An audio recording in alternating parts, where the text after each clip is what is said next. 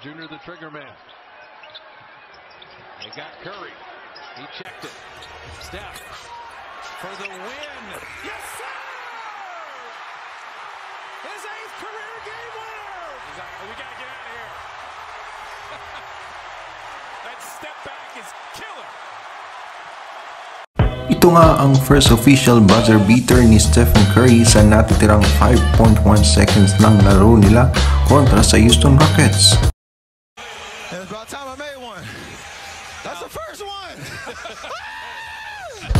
Ngunit bago ang pangyayaring ito ay halos sa buong laro ay nag-struggle ang Warriors dahil sa halos kabuuan ng laban ay hinahabol nila ang kalamangan na umabot pa nga sa 16. Wala pa rin Draymond Green na isa sa mga dahilan kaya rin nahihirapan ng Warriors sa ngayon. Si Klay Thompson at Andre Iguodala din ay pinagpahinga muna. Kaya naman hindi maiiwasan ang pagkadismaya ni Stephen Curry, lalo na sa kanyang performance. Si Curry ay nag-a-average ngayong season ng 42% sa field goal at 38% beyond the arc. At ito nga ay below average ni Stephen Curry na kilala natin. At sa laban nila kontra Rockets nitong huli ay patuloy pa rin ang pag-struggle niya. Kaya naman sa isang tagpo sa laban nila kontra Rockets na kung saan tumawag ng timeout ang Warriors ay di na iwasan na ibaling ni Curry ang pagkainis sa isang bangko sa bench side ng Warriors. Ang Rockets ay nasa pinakaibaba ng listahan sa West at ang Warriors naman ang pangalawa sa may pinakamagandang record sunod sa Phoenix Suns. Kaya naman hindi maiwasan Curry ang madismaya sa kanilang performance. Pero isa sa mga bagay na maganda sa Warriors ay yung nagagawa nilang makahabol sa kabila ng malaking kalamangan. Ngunit ang ma-sustain ito at magawang manalo ay isang bagay na nag-struggle ang Warriors. Katulad na lamang ng laban nila kontra sa Indiana Pacers na kung saan wala ang mga main players nito katulad nila Miles Turner, Domantas Sabonis, Caris LeVert at Malcolm Brogdon na kung saan nga ay natalo ang Warriors sa overtime. Inako naman ni Coach Steve Kerr na siya daw ang pangunahing dahilan kung bakit natalo ang Warriors.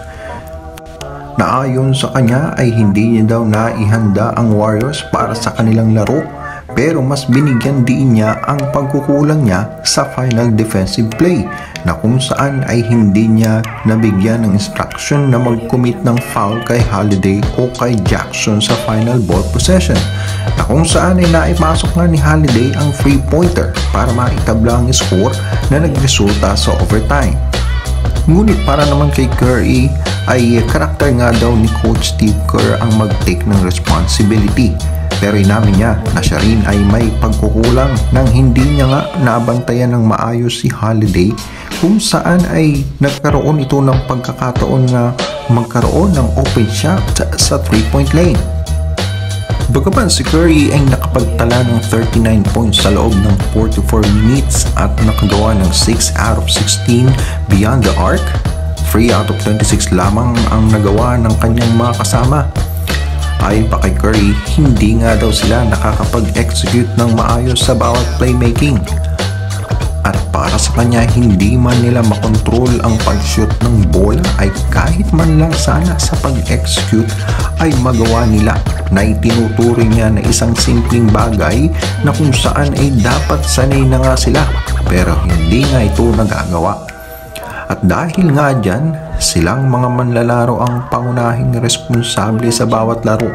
Sa mga pagkakataon na ganito ang nilalaro ng Warriors ay lalong nararamdaman ang halaga ni Draymond Green. Si Green bagaman hindi kilala na gumagawa ng malalaking puntos sa bawat laro, malaki ang impact niya sa Warriors pagdating sa depensa at pag-execute ng mga play.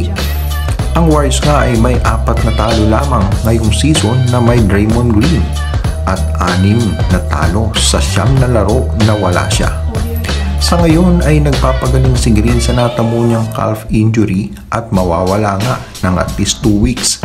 Matapos ang laban nila sa Rockets, haharap ang Warriors sa mas mabibigat na koponan gaya ng Utah Jazz, Dallas Mavericks at Brooklyn Nets.